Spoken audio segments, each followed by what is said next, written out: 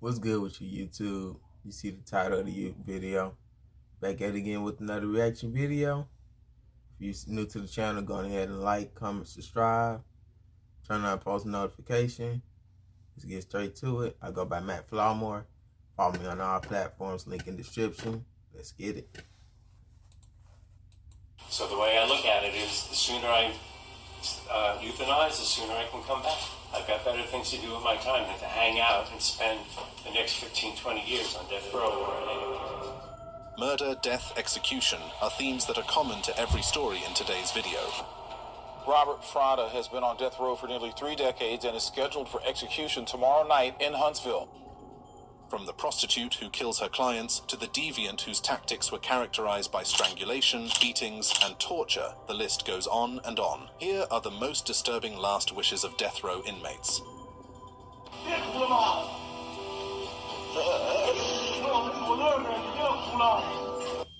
Victor Feger. Victor Harry Feger was a drifter who arrived in the town of Dubuque, Iowa in the summer of 1960. His unkempt appearance and mysterious aura made him an object of curiosity among the locals. Little did they know he would soon commit a heinous crime. Renting a room at a boarding house, Feger concocted a sinister plot. He started calling local doctors alphabetically from the phone book, pretending there was a medical emergency. When the respected Dr. Edward Bartles responded, Feger kidnapped him. Days later, Bartles' body was found in an Illinois cornfield, a single gunshot wound to the head. Feger's motive was to steal drugs from Bartles to sell across state lines for personal gain. He attempted to cover his tracks by trying to sell Bartles' car in Alabama, but this tipped off authorities. The FBI tracked Feger down based on the buyer's suspicions. Bro did all that. Hell, you took the drugs and you tried to get away with the crime too. What you supposed to be working in business? And you tried to rat out a nigga like something sounding off to me. At his federal trial for kidnapping and murdering the doctor, Feger desperately claimed a fictitious Chicago drug addict was the real killer, but investigators found no evidence supporting this. If that doctor died from him, hey, that kill better been worth it for what you did. Cause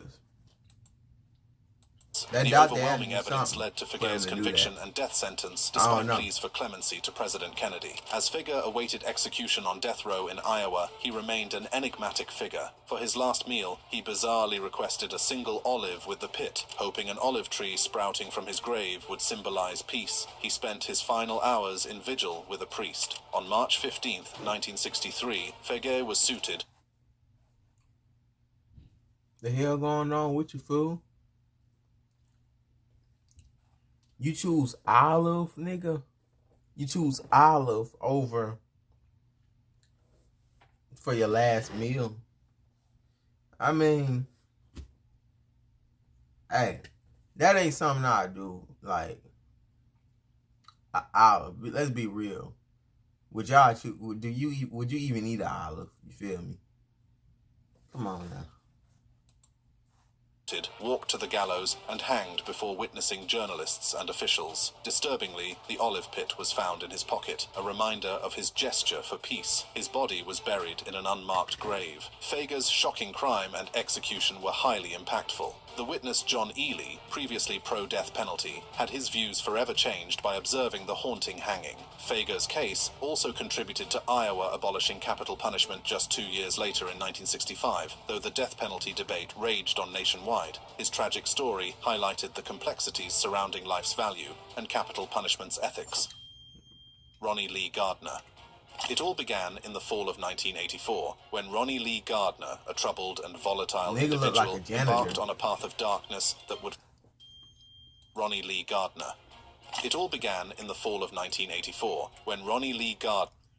Hey, if y'all, for y'all who don't know, go check out the Michael Myers movie, Halloween. If this photo don't remind y'all of something, hey, I don't know what to tell you. Gardner, a troubled and volatile individual, embarked on a path of darkness that would forever change his life and the lives of those around him. In a chilling act of brutality, Gardner committed a murder during a robbery, leaving a community in shock and law enforcement agencies determined to bring him to justice. The details of that fateful day are forever etched into the history books. It was a crisp October morning when Gardner, armed and fueled by a sense of desperation, confronted his unsuspecting victim. In a moment of sheer terror, These niggas got nothing else better to do with their life. You gonna rob a bank. These niggas like, damn, we ain't got nothing else to do with our life, so we just gonna throw it away. We just gonna go in there and rob a bank. That's all we could just think of, because we ain't really in control of our own mind to go wanting to go learn and think for ourselves. So we're gonna go in there and just rob and be dummies, just do this. Like, you feel me? Hope 12 don't catch up with you niggas.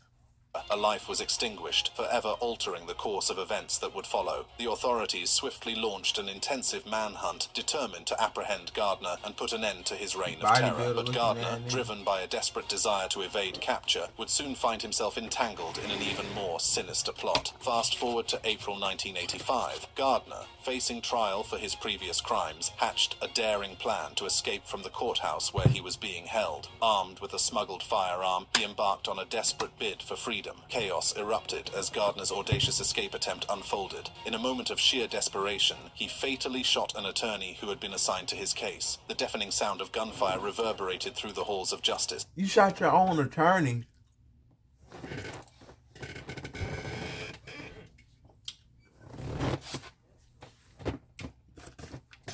How you shoot your own attorney? Come on now, fool. Damn, you already looking like one of them niggas off of that Cone movie, nigga. Like, what you got going on, fool? Orange jumpsuit, weirdo looking ass nigga. Lady in the background looking at you like, I thought you better in school, nigga. I thought you better. Like, what you got going on, fool? Ugly ass. Leaving those present in a state of shock and disbelief. The aftermath of Gardner's brazen act of violence was swift and decisive. He was swiftly apprehended, his dreams of freedom shattered, and his fate sealed. The wheels of justice began to turn, and Gardner found himself facing the full force of the legal system. As the trial reached its climax, the jury delivered their verdict. Gardner was found guilty of 2 counts of murder. For the first count, he was sentenced to life imprisonment, a fate that would ensure he would spend the rest of his days behind bars. But it was the second count that would seal his fate, as the judge handed down the ultimate punishment, death by firing squad. During appeals, Gardner's defense talked about his difficult childhood and no good role models as reasons why he turned to crime. His case caused big arguments over the death penalty. Supporters said execution was fair punishment for his awful crimes. Those against the death penalty said firing squads were cruel and that executions were unfair, especially to minorities. The controversy made people look closer at whether the death penalty actually stops crime and the risk of executing innocent people. Gardner's controversial case started heated debates again over these big death penalty issues. However, I think really with the death penalty, I think what will make society better is that people come together. We just be like, hey, listen to people, hear where they coming from, let them talk, and explain to them, you know, how to be, you know, one with nature, you feel me? Like, find peace in life. God, you feel me? Because if everybody find God, then everything flow different, energy. I think everything be way better if everybody just find God. Because death penalty, all these crimes and stuff is happening because these people who ain't thinking, they don't know how to think for themselves, have control. Demons control them, you feel me? Those demons is their own mind that they ain't having control of, you feel me? So, putting that out there. However, despite the controversy and the impassioned arguments on both sides, the execution of Ronnie Lee Gardner proceeded as planned. His last wish was unique. He decided to spend his last hours watching the entire Lord of the Rings trilogy alongside an order of a steak, lobster tail, apple pie, vanilla ice cream, and 7-Up for his last meal. His wish was granted. I guess we can say he went out with a bang. William Bonin. Oh, In the late 1970s and early 1980s, the streets of Southern California became a hunting ground for a sadistic predator. His name was William Bonin, but he would become infamously known as the Freeway Killer. It all began in May 1979 when the first victim fell into Bonin's clutches. A young hitchhiker, lured by the promise of a ride, unknowingly stepped into the clutches of a monster. Bonin's reign of terror had begun. Over the course of the next year, Bonin's insatiable appetite for violence and sadism led him to commit a series of brutal murders. His victims were young men and boys, unsuspecting souls who crossed paths with this remorseless killer. One by one, their lives were brutally taken, their bodies discarded like trash beside the very freeways that crisscrossed the region. The bodies of these young men and boys became haunting reminders of the evil that lurked in the shadows. Bonin's crimes were characterized by extreme violence and sexual sadism. He would often pick up his victims, enticing them into his vehicle under false pretenses. Once inside, they would be subjected to unimaginable horrors. Strangulation, beatings, and torture became the hallmarks of Bonin's sadistic acts. He derived pleasure from their pain, reveling in their screams and their suffering. The depths of his depravity seemed to know no bounds.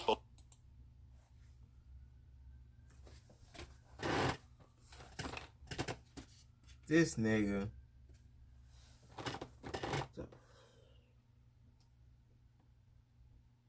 You get pleasure from. Bonin's victims ranged in age from teenagers to young men in their early 20s. They came from all walks of life, their only commonality being their tragic encounter with the Freeway Killer. As the body count rose, fear gripped the community. Parents warned their children to be cautious, to avoid hitchhiking or accepting rides from strangers. But for some, it was too late. Bonin's crimes were not limited to a specific area. From Los Angeles to Orange County, his reign of terror spread like a dark cloud, leaving a trail of devastation. The police investigation into the Freeway Killer's crimes was relentless. Detectives worked tirelessly to piece together the puzzle, to bring this sadistic killer to justice. But Bonin proved to be a cunning adversary, always staying one step ahead. It wasn't until June 1980 that Bonin's reign of terror came to an end. After a year of terrorizing the community, he was finally apprehended by law enforcement. The Freeway Killer had been captured. The investigation was a race against time, as each passing day meant another potential victim falling prey to the sadistic whims of the Freeway Killer. But the dedicated detectives refused to give up, determined to bring this remorseless killer to justice. Finally, in June 1980, a breakthrough came. Law enforcement received a tip that led them to William Bonin's doorstep. The Freeway Killer had been identified, and the net was closing in. On the day of his arrest, Bonin was taken into custody without incident. The once predator now found himself on the other side of the law, facing the consequences of his heinous crimes. The trials that followed were nothing short of dramatic. The courtroom was filled with tension as the prosecution predator now found himself on. That look right there look so mischievous. It's like I'm gonna do something to you, and I got it planned. Nigga, that's a devil, nigga.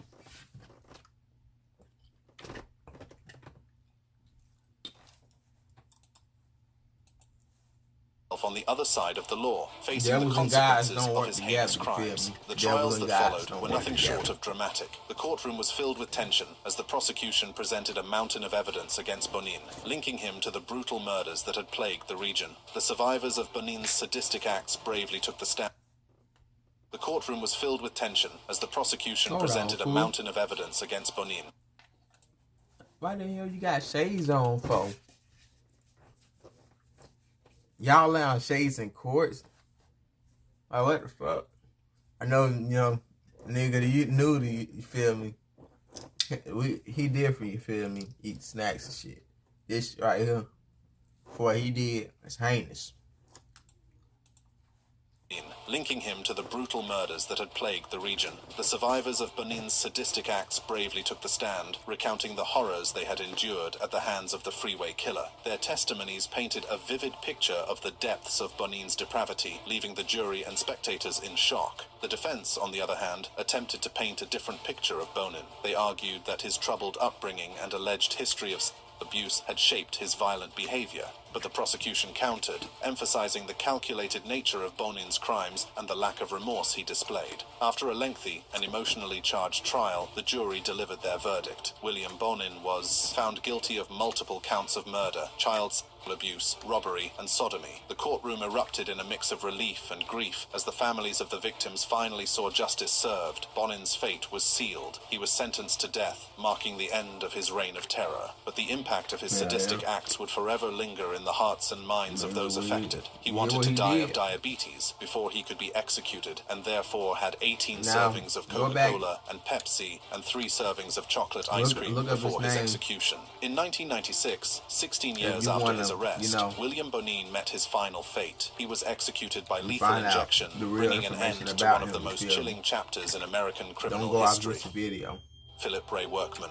In the small town of Fort Campbell, Kentucky, on June 1st, 1953, Philip Ray Workman was born into a military family. Growing up on various army bases, he experienced a childhood filled with constant change and uncertainty. But as he entered adulthood, Workman's life took a dark turn. After joining the army himself, Workman's troubles began to surface. Shortly after his discharge in 1973, he found himself entangled in a web of criminal activities. In Georgia, he was sentenced to 5 years in prison for burglary and drug possession. Serving only 25 months, it was clear that Workman's criminal tendencies were far from being curbed. Workman's criminal record didn't end there. He had a prior conviction for aggravated assault, a testament to his violent tendencies. It seemed that Workman was on a path of self-destruction, fueled by a life of addiction and crime. By 1981, at the age of 28, Workman was living in Columbus, Georgia, with his wife and young daughter. But his addiction to cocaine had taken a firm grip on his life. Desperate for money to fuel his habit, Workman embarked on a fateful journey that would forever change his destiny. Workman hitchhiked to Memphis, Tennessee, where he set his sights on a Wendy's restaurant. On that fateful day, August 5th, 1981, armed with a .45 caliber semi-automatic pistol, Workman entered the restaurant with one intention: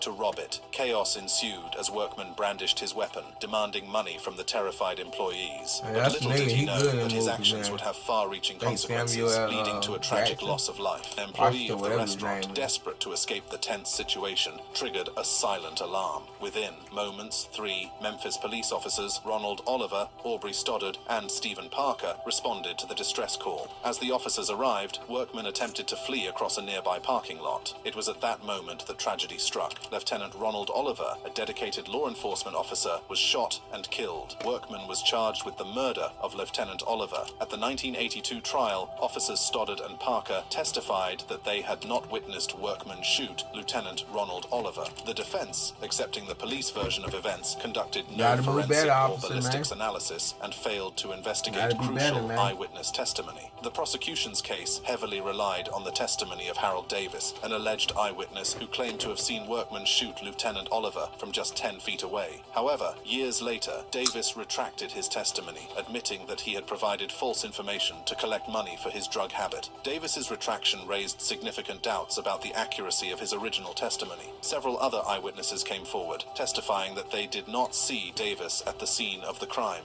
Furthermore, the police report made no mention of Davis's presence. Ballistics evidence also raised questions about Workman's guilt. Dr. Cyril Wecht, a renowned expert, testified that the gunshot wound to Lieutenant... Don't just go off of what a person say. Gotta find the real. Gotta seek for the truth.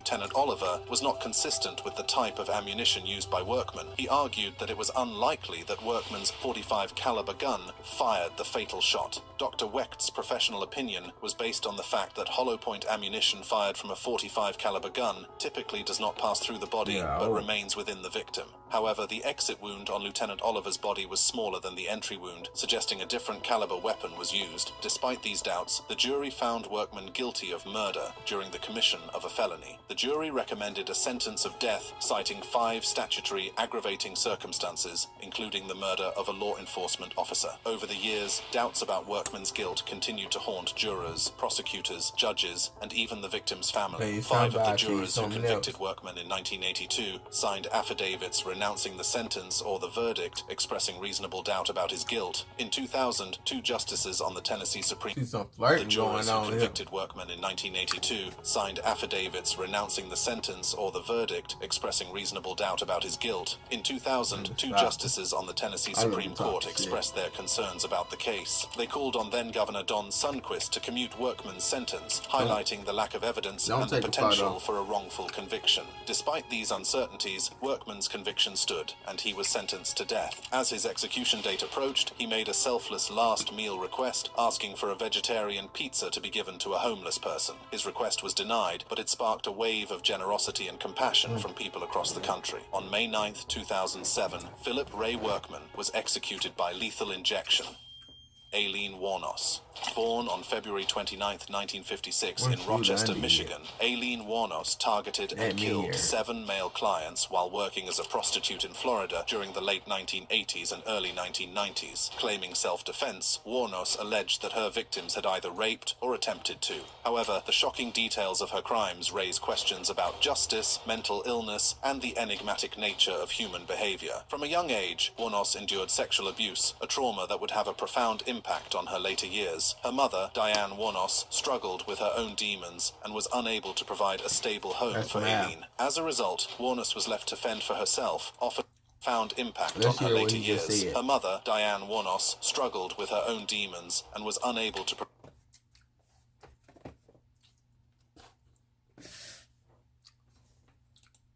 She's the devil, nigga. She's not the demon, she's the devil, nigga. That's the devil. To provide a stable home for Aileen. As a result, Wuornos was left to fend for herself, often resorting to survival instincts that would later manifest in her criminal activities. At the age of 14, Wuornos experienced another traumatic event that would further contribute to her troubled life. She was raped by an acquaintance, resulting in an unwanted pregnancy. Wuornos gave birth to a son, whom she was unable to care for, and he was subsequently put up for adoption. This loss and the trauma of the rape further deepened Wuornos' emotional scars, fueling her anger and resentment towards men. As Wuornos entered adulthood, she found herself caught in a cycle of criminal activity. Engaging in prostitution, robbery, and assault, she struggled to make ends meet and survive in a world that had shown her little kindness. It was during this time that she met her partner, Tyria Moore, in 1986. Together, they formed a bond that would both support and enable Wuornos' descent into violence. Wuornos' killing spree began in 1989 and lasted for approximately a year. Targeting middle-aged men, she claimed that she acted in self-defense, alleging that her victims had either raped or attempted to rape her. However, as the evidence unfolded, it became clear that some of her victims posed no immediate threat to her. The motivations behind her crimes were complex, rooted in a deep-seated anger and a desire for revenge against a world that had treated her harshly. She also blamed the police for not taking action after one of her murders.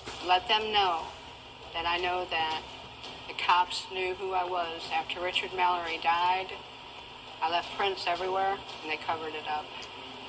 And let me kill the rest of those guys to turn me into a serial killer. In 1991, Wuornos was finally apprehended and arrested. During her trial, her troubled past and mental instability were brought to light. She was diagnosed with borderline personality disorder and antisocial personality disorder, shedding light on the psychological factors that contributed to her violent actions. Despite her attempts to introduce evidence of her victims' previous convictions during the trial, Wuornos was denied the opportunity. She was convicted of 1 murder and received 6 death sentences, marking the end of her reign of terror. On October 9, 2002, Aileen Wuornos was executed by lethal injection at the age of 46. Her last words were, "Yes, I would just like to say, I'm sailing with the Rock, and I'll be back, like Independence Day with Jesus, June 6th, like the movie, big mothership and all, I'll be back, I'll be back." Strange end to a very strange story. Odell Barnes. The shocking true crime story of Odell Barnes Jr. begins with the brutal 1989 murder of 42-year-old Helen Bass in Wichita Falls, Texas. Barnes, a construction worker with a troubled past, was quickly identified as the prime suspect. The evidence against Barnes seemed damning. His fingerprints on a lamp used as a weapon, his semen found on the victim's body, and 2 patches of Bass's blood on his clothing. Eyewitnesses also suspect. The evidence against Barnes seemed damning. His fingerprints on a lamp used as a weapon, his semen found on the victim's body, and 2 patches of Bass's blood on his clothing. Eyewitnesses also claimed to have seen him trespassing near her home shortly before the murder. When apprehended, he even had Bass's .32 caliber pistol in his possession. Despite being appointed public defenders ill-equipped to properly defend him, Barnes was swiftly convicted and sentenced to death by a jury after only 3 hours of deliberation. The conviction devastated both the victims and Barnes's families in the courtroom. However, this was just the start of a legal battle that would drag on for years and attract international attention. After new attorneys secured funding for additional forensic testing during the appeals process, shocking revelations began to emerge that challenged the prosecution's narrative. DNA testing confirmed Barnes's semen was present, contradicting his claims of no sexual contact with Bass. But the new defense team also uncovered serious flaws in the other evidence used to convict him. The supposedly brand new lamp was not new after all, and the small bloodstains had unusually high levels of preservative, raising suspicions of tampering. As these deficiencies and inconsistencies came to light, human rights groups like those in France began protesting what they saw as a potentially wrongful conviction. The credibility of prosecution witnesses was called into question as well. Despite the growing doubts about the evidence, the appeals ultimately failed to exonerate Barnes. On March 2nd, 2000, after requesting a final meal representing justice, equality, world peace, he was executed by lethal injection in Texas. In a final statement, he proclaimed his innocence while thanking his supporters. The Odell Barnes Jr. case serves as a sobering example of how faulty evidence, poor legal representation for the indigent, and ultimately an inability to conclusively prove innocence can lead to a potentially wrongful execution. It raises critical questions about the death penalty and conviction integrity that still linger decades later. Lawrence Russell Brewer. Lawrence Russell. Brewer's name became infamously linked to one of the most brutal and racially motivated hate crimes. Baby over here crying. And ultimately I'm crying for we should not be seeing this. Not from you. I'm in my present. I'll wipe it away. I'll fix it for you. Feel me? An inability. It's later. Lawrence Russell Brewer. Lawrence Russell. Brewer's name became infamously linked to one of the most brutal and racially motivated hate crimes in modern American history. Born in 1967 in Texas, Brewer's early life was sadly shaped by the racist ideologies that permeated his environment. He fell into the world of white supremacist prison gangs, where his hatred for other races was allowed to fester unchecked. In 1998, Brewer's vile racism reached its horrific pinnacle when he, along with accomplices Sean Berry and John King, murdered James Byrd Jr. in the most cruel and inhumane way imaginable, dragging the 49-year-old black man behind a pickup truck. With accomplices Sean Berry and John King, murdered James Byrd Jr. in the most cruel and inhumane way.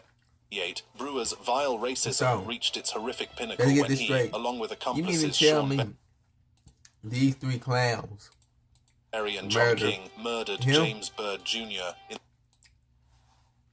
Damn. Hey, bro. Be vigilant, bro. Damn, bro. Why? And you got Junior in your name. Like, come on. Hey.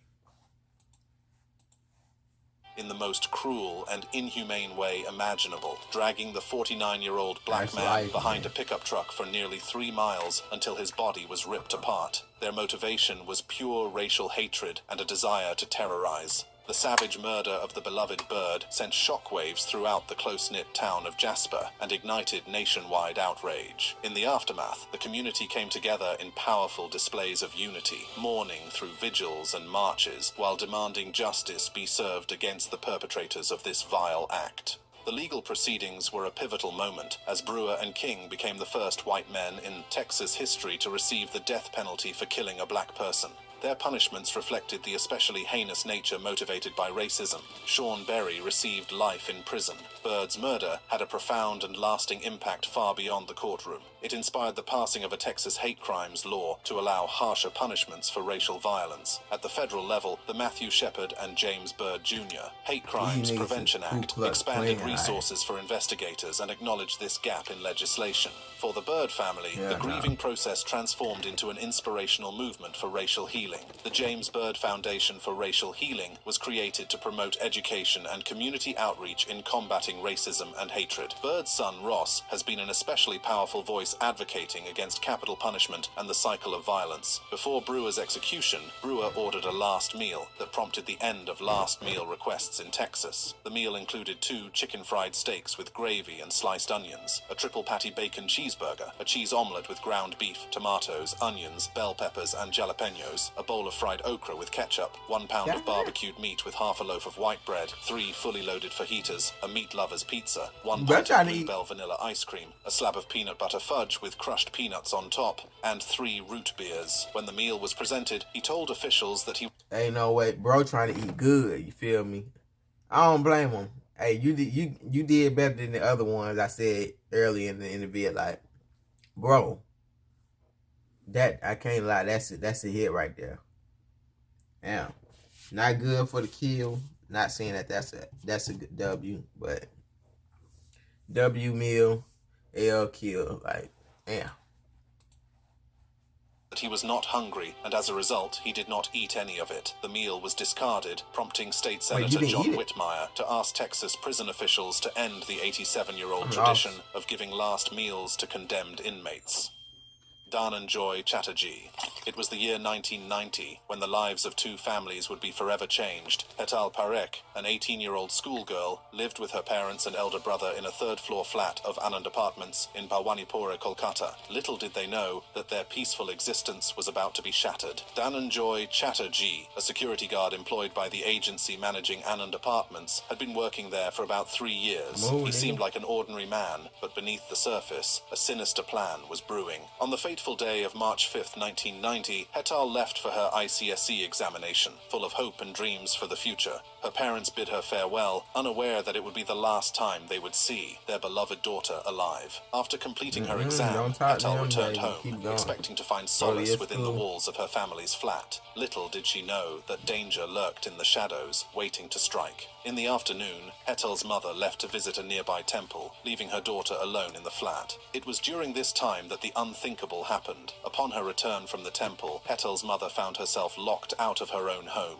Despite her desperate attempts to enter, the door remained shut, sealing her off from her daughter's fate. Seeking help from the servants of neighboring flats, Hetal's mother pleaded for assistance in breaking open the door. What they discovered inside would forever haunt their nightmares. Hetal's lifeless body lay near the door, connecting the living room to her parents' bedroom. Bloodstains marred her face and the floor, a chilling testament to the brutality of the crime that had taken place. The shock and grief that engulfed the Parekh family were immeasurable. Their beloved daughter, full of life and potential, had been snatched away from them in the cruelest manner imaginable. As the investigation unfolded, all eyes turned to Dhananjoy Chatterjee, the security guard who had been entrusted with the safety of the building's residents. Suspicion hung heavy in the air, and the search for justice began. In the early hours of May 12, 1990, the police arrested Dhananjoy from his village home at Kuludihi near Chatna, Bankura. The weight of the evidence against him was overwhelming, and the case was handed over to the Detective Department of Kolkata Police. The charge sheet prepared by the police included the charges of rape, murder, and the theft of a wristwatch. The trial took place in the second court of the additional sessions judge at Alipur, where the fate of Dhananjoy Chatterjee would be decided. With no direct witnesses to the murder, the case relied heavily on circumstantial evidence. The prosecution painted a chilling picture of Dhananjoy's guilt, while the defense fought tooth and nail to prove his innocence. After a grueling trial, the Sessions Court delivered its verdict, convicting Dhananjoy of all the offenses and sentencing him to death. But this was just the beginning of a legal battle that would captivate the nation.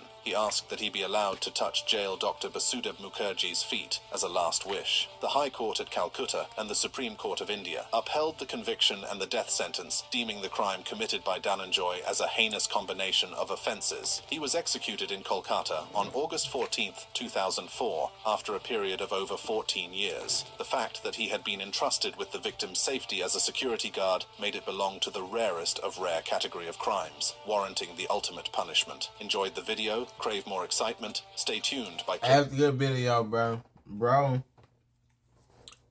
Hey, bro, you got jumped in, you got jailed up. That's all on you. I appreciate y'all for sticking through, man. Like, comment, subscribe. We out. Peace.